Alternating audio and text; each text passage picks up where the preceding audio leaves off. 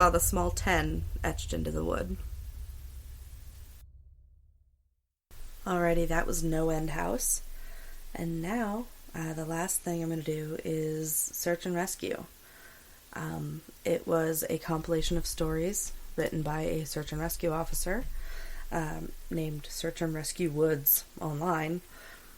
I don't know if they are true stories. They are certainly passed off as such, but I have no idea. But these are the ones where I want your feedback. Obviously, I want your feedback on everything, but there are plenty more of these stories if you want to hear them. So let me know, and I can maybe put out, a bonus episode of the rest of his stories, because they're pretty interesting. Let me know what you think. Search and Rescue, written by Search and Rescue Woods. I wasn't sure where to post these stories, so I figured I'd share them here. I've been an SAR officer for a few years now, and along the way I've seen some things that I think you guys will be interested in. I have a pretty good track record for finding missing people. Most of the time they just wander off the path or slip down a small cliff and they can't find their way back. The majority of them have heard the old stay where you are thing, and they don't wander far. But I've had 2 cases where that didn't happen.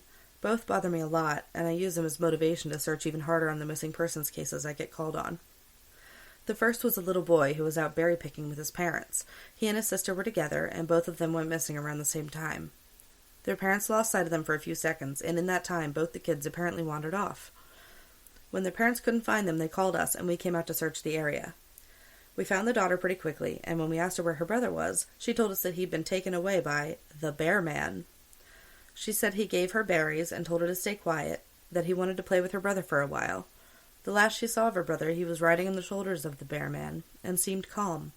Of course, our first thought was abduction, but we never found a trace of another human being in that area. The little girl was also insistent that he wasn't a normal man, but he was tall and covered in hair, like a bear, and that he had a weird face. We searched that area for weeks. It was one of the longest calls I've ever been on, but we never found a single trace of that kid. The other was a young woman who was out hiking with her mom and grandpa. According to the mother, her daughter had climbed up a tree to get a better view of the forest, and she'd never come back down. They waited at the base of the tree for hours, calling her name, before they called for help. Again, we searched everywhere, and we never found a trace of her. I have no idea where she could possibly have gone, because neither her mother or grandpa saw her come down. A few times I've been out on my own, searching with a canine, and they've tried to lead me straight up cliffs. Not hills, not even rock faces. Straight, sheer cliffs with no possible handholds. It's always baffling, and in those cases we usually find the person on the other side of the cliff, or miles away from where the canine has led us. I'm sure there's an explanation, but it's sort of strange. One particularly sad case involved the recovery of a body. A 9-year-old girl fell down an embankment and got impaled on a dead tree at the base. It was a complete freak accident, but I'll never forget the sound her mother made when we told her what had happened. She saw the body bag being loaded into the ambulance, and she let out the most haunting, heartbroken wail I've ever heard. It was like her whole life was crashing down around her, and a part of her had died with her daughter. I heard from another SAR officer that she killed herself a few weeks after it happened. She couldn't live with the loss of her daughter. I was teamed up with another SAR officer because we'd received reports of bears in the area. We were looking for a guy who hadn't come home from a climbing trip when he was supposed to, and we ended up having to do some serious climbing to get to where we figured he'd be. We found him trapped in a small crevice with a broken leg. It was not pleasant. He'd been there for almost 2 days, and his leg was very obviously infected. We were able to get him into a chopper, and I heard from one of the EMTs that the guy was absolutely inconsolable. He kept talking about how he'd been doing fine, and when he'd gotten to the top, a man had been there. He said the guy had no climbing equipment, and he was wearing a parka and ski pants. He walked up to the guy, and when the guy turned around, he said he had no face. It was just blank. He freaked out and ended up trying to get off the mountain too fast, which is why he'd fallen. He said he could hear the guy all night climbing down the mountain and letting out these horrible muffled screams. The story bothered the hell out of me. I'm glad I wasn't there to hear it. One of the scariest things I've ever had happen to me involved the search for a young woman who'd gotten separated from her hiking group. We were out until late at night because the dogs had picked up her scent. When we found her, she was curled up under a large rotted log. She was missing her shoes and pack, and she was clearly in shock. She didn't have any injuries, and we were able to get her to walk back with us to base ops. Along the way, she kept looking behind us and asking why that big man with black eyes was following us. We couldn't see anyone, so we just wrote it off as some weird symptom of shock.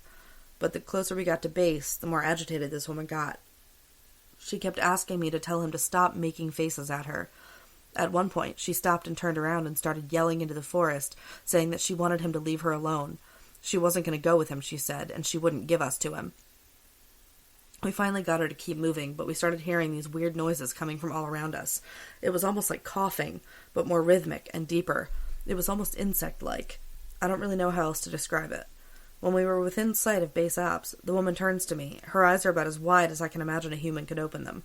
She touches my shoulder and says, "He says to tell you to speed up. He doesn't like looking at the scar on your neck." I have a very small scar at the base of my neck, but it's mostly hidden under my collar, and I have no idea how this woman saw it. Right after she says it, I hear that weird coughing right in my ear, and I just about jumped out of my skin. I hustled her to ops, trying not to show her how freaked out I was, but I have to say I was really happy when we left the area that night. This is the last one I'll tell, and it's probably the weirdest story I have. Now, I don't know if this is true in every SIR unit, but in mine, it's sort of an unspoken regular thing we run into. You can try asking about it with other SIR officers, but even if they know what you're talking about, they probably won't say anything about it. We've been told not to talk about it by our superiors, and at this point we've all gotten so used to it that it doesn't even seem weird anymore. On just about every case where we're really far into the wilderness, I'm talking 30 or 40 miles, at some point we'll find a staircase in the middle of the woods. It's almost like if you took the stairs in your house, cut them out, and put them in the forest.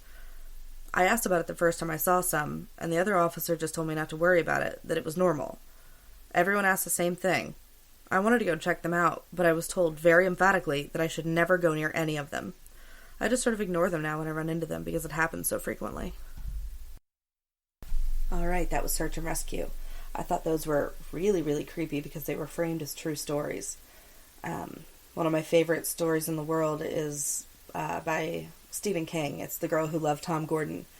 If you like Stephen King, but also if you like Lost in the Woods stories or supernatural, I don't even know how to describe it. Little girl, lost in the woods in New Hampshire, some sort of beast is following her. It is terrifying and amazing and written in great detail. I've loved it since I was a kid. My aunt had it on tape on a road trip we went on, and it was great, but that's what these stories remind me of. So it could just be me. They could not be that cool, but again, let me know what you think. Let me know what you think of all the stories. Let me know what you think of this whole episode. I stayed up pretty late putting these together, but I had a good time doing it. So if you like them, let me know. But that's all we have for this week. Cabernet Creepypasta. You can reach me on all social media. My Facebook did change, so it's facebook.com/poisonpodcast. My email is still whatsyourpoisonshow@gmail.com. I'm still at poison_podcast on Twitter. On Instagram, I'm at poisonpodcast. You can still reach me on my website, poisonshow.com. And as always, you can text 757-52-TABOO. That's 757-528-2266. I want to hear any opinions you have about this episode or any previous episodes. I want to hear any topic ideas you have. Questions, comments, anything. Bring them on. I'm sure I'll be asking for submissions for later episodes soon, so be on the lookout for that. But in the meantime, I will talk to you next week. This has been Moxie for What's Your Poison?